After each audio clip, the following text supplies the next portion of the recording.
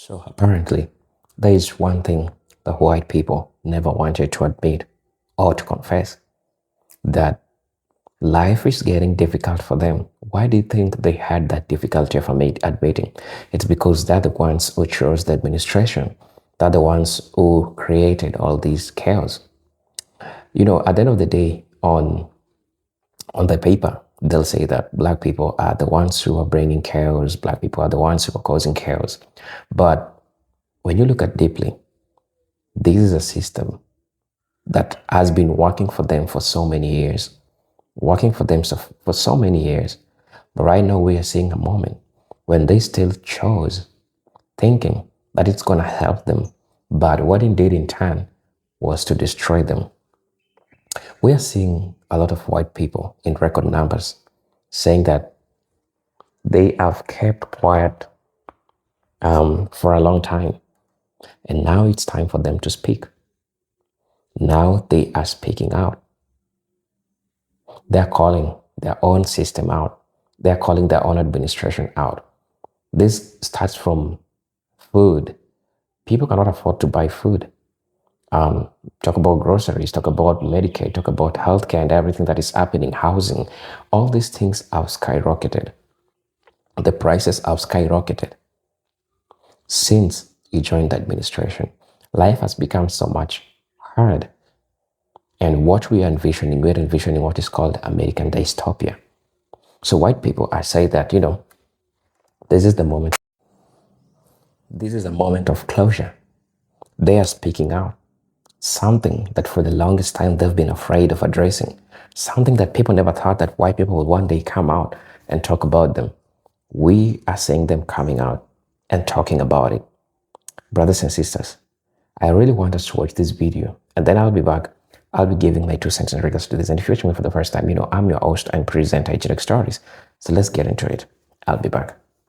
If I see that news report of them talking about how more and more Americans are reporting food insecurity, I'm going to lose it. We have no money. How many times do we have to say it? How many ways do we have to say it? We are broke. We are poor. We have no extra cash. I don't have the money for that right now. No tango dinero. How many times do we have to say we don't have money? I'm this close literally to taking auto pay off of everything.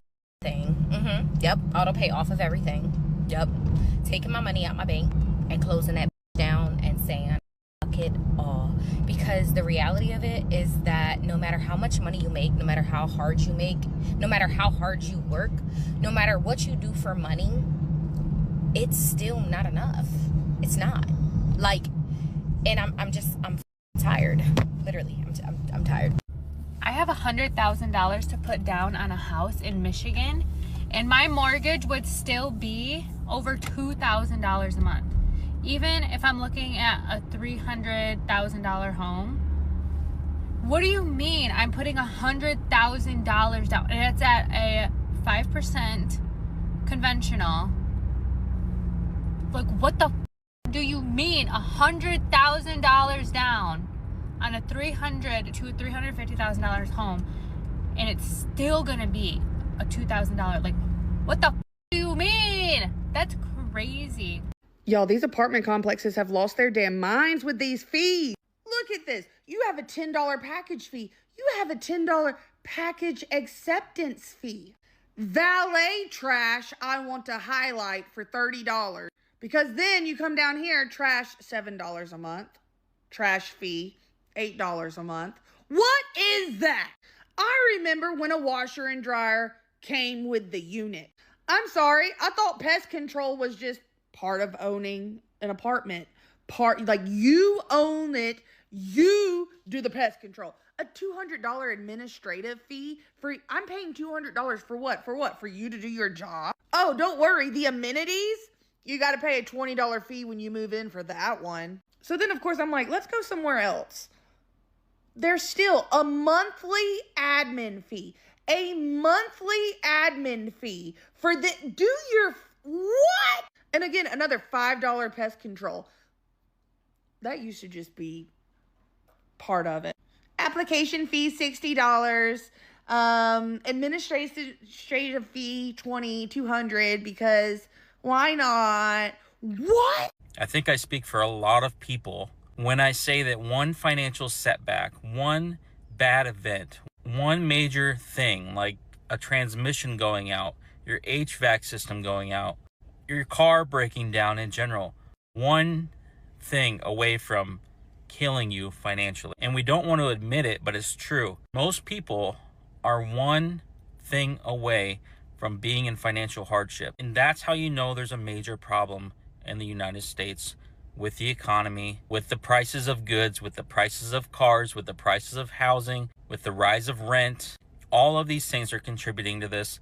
And a lot of us know it, but we're afraid to admit it. There's this lingering stress that we all feel, but we don't really talk about. And that is the one thing that's going to set you back if it goes wrong. And that is a very hard pill to swallow. Hey, quick question. How are people buying homes today? In September of 2017, I was sitting in an accounting class in college when my professor asked all of us to find a home on Zillow that we would like to buy and figure out what kind of financial situation we needed to be in order to afford this home. I found essentially my dream place out west. Cute little 2-bed, 2-bath house, just under 1,500 square feet on 20 acres. The home was listed at $350,000, sold for $350,000, and I knew at the time that in order to put a down payment on it at 20% was going to cost me $70,000. Now in 2017, $70,000 was a lot of money. It still feels like a lot of money today. I've thought about that home a lot over the years, and last night I was scrolling Zillow. I feel like I'm ready to move on from where I've lived for the past couple years, and if I move, I want to buy a home. I've worked 2 full-time jobs for the past year and a half in order to save a substantial amount of money to make a healthy down payment on a home. And having 2 full-time jobs is quickly coming to an end, will be coming to an end in the next month because it's just not mentally or physically sustainable. I'm tired, I'm exhausted, and I'm ready to have a life again. While scrolling Zillow, I saw that home that I found in 2017. It's been relisted. It's adorable. They've made no upgrades to it. It still looks exactly like it did 9 years ago when I found it. Mind you, it sold in 2017 for $350,000. It's currently listed for $924,000. A 20% down payment today on that home would be $184,000. Quick math, that's 164% increase in the past 9 years. Now, I work in wildlife and management and natural resources. I work with a lot of biologists that don't even make $70K a year. Good grief, I know very few people who even make $184K a year. So my question there is, how are people affording homes today? Like, I don't get it. I feel like everybody around me right now is buying a home. And it's not even like I don't know. The homes that are around me right now are going for that much. Good grief, I'm staring at my neighbor's trailer home for sale that's listed for $300,000. And it's falling apart. And he's had a lot of people look at it. I have a cute little home just to the east of me in the back of my backyard that just sold for $350,000. Less than 1,000 square feet. It's a postage stamp property.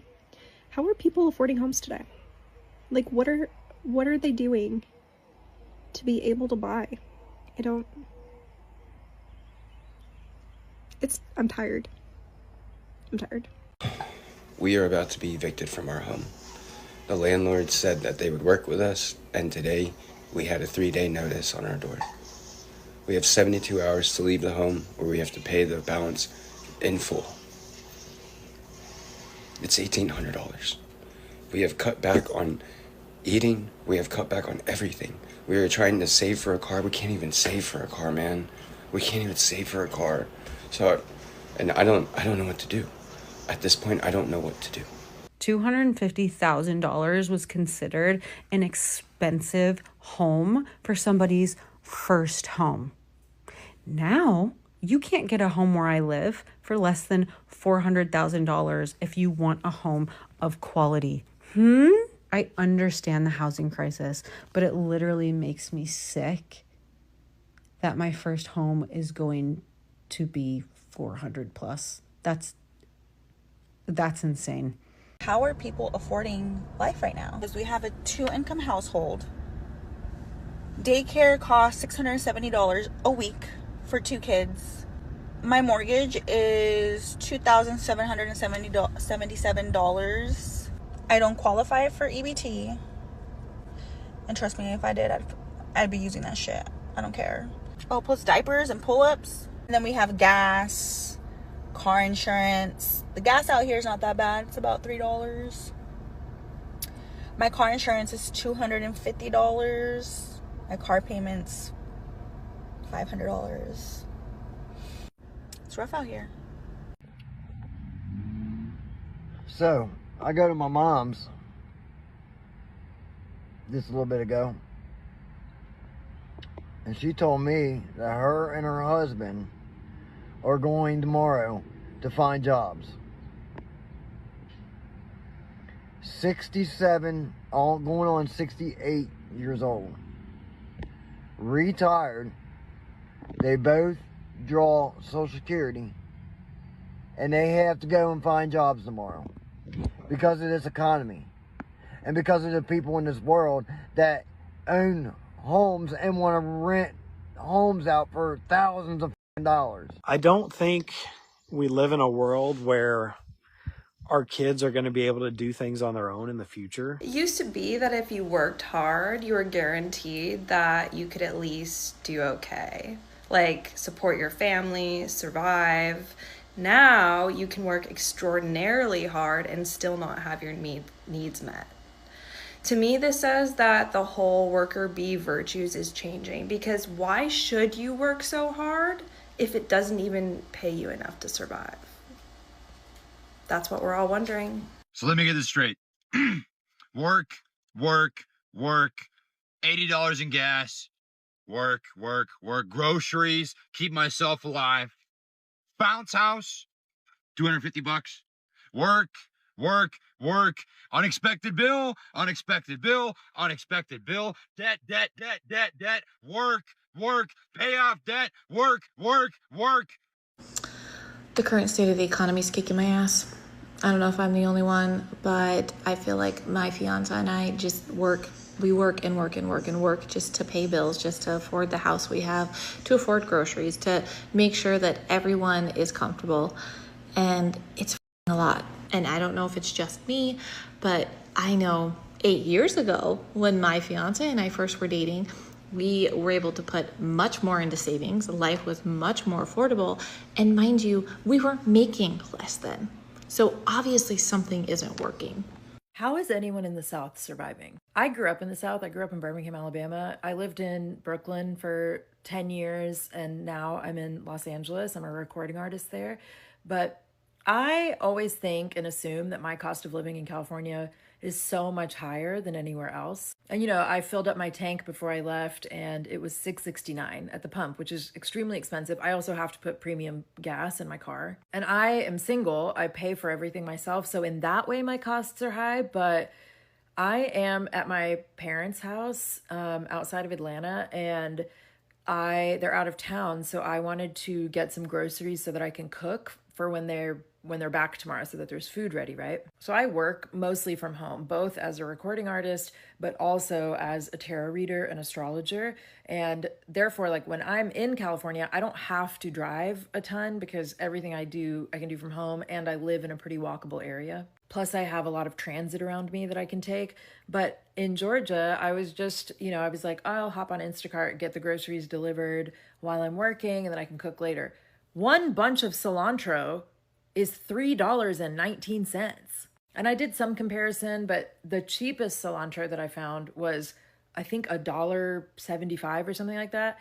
And just 2 weeks ago, I was paying on Instacart under $1 for an organic bunch of cilantro. Also in Georgia, the cost at the pump for regular gasoline where I am is $3.39 right now. So I was just doing the math and I was like, my cost of living is actually lower in California than here based on what I make with my business and with my profession. Because if I were here and having to pay, fine, half of what I'm paying for gas, but triple what I'm paying for groceries. And obviously, this is with markups of Instacart, but still, it's like comparing how I buy things in California to here. I've spent more money in 3 days in Georgia than I did in a couple weeks on groceries in California. And I also know it's because of access to products and etc. I'm just saying it's crazy. Like, how is anybody surviving in the South? At the store yesterday, I spent $336.88 on basics, on absolute necessities. And we're going to talk about it because that was our entire grocery budget for the month. I try and do $150 to $180, $180 on the high end every 2 weeks. We try and eat as healthy as we can. And I know that that is a very generous budget.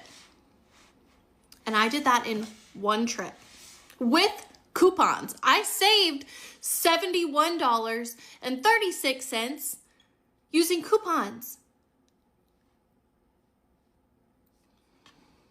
Some things that stuck out to me yesterday, and I'm based in Nashville, Tennessee, for anyone who is not here. Chicken was like $5.50 a pound. What? Sodas of any kind, $11.39. What a random number, first of all. $11.39.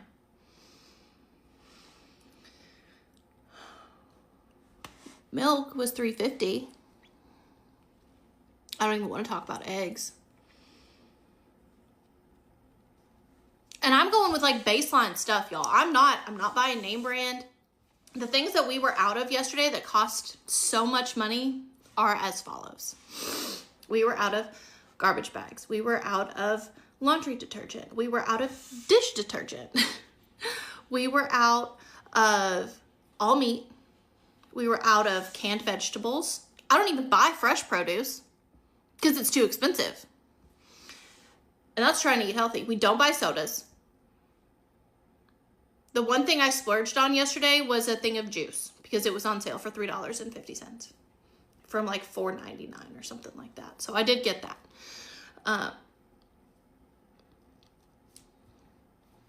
Feminine hygiene products. Allergy medication, because if you're like us here in Tennessee, we're dying from the allergies, okay?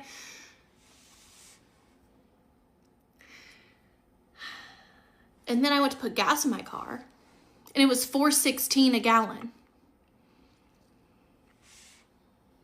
The cost of living is so absurd. And we were trying to do things cheap. I don't buy name brand stuff. The only name brand things I buy, well, that's not true. I don't buy name brand like extras and things like that. I do buy the name brand trash bags and laundry detergent. That I do. But anytime we can go store brand, we go store brand. Milk, eggs, canned vegetables. This is just a tirade at this point for how much the cost of living is. So you bet your bottom dollar we are going to make these groceries stretch because we have no choice. I can't go find another $180. I don't have it. We spent $336. That's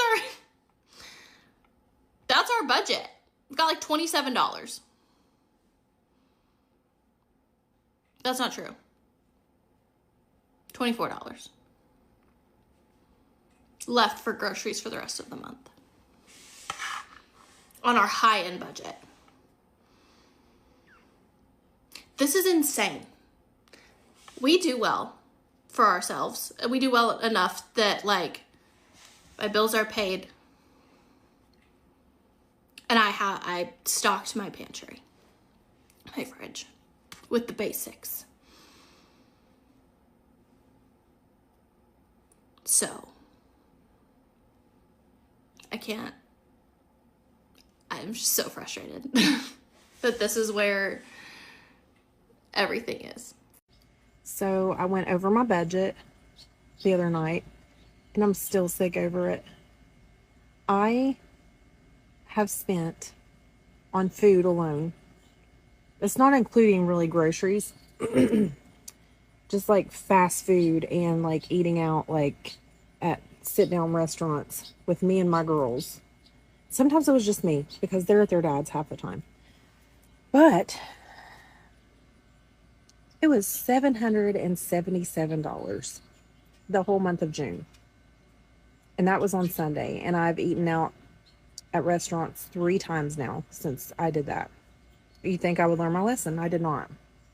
So yeah, I'm going to have to be on here looking for recipes, looking for ways to save money because your girl is a single mom and I can't afford to be spending $777 every month.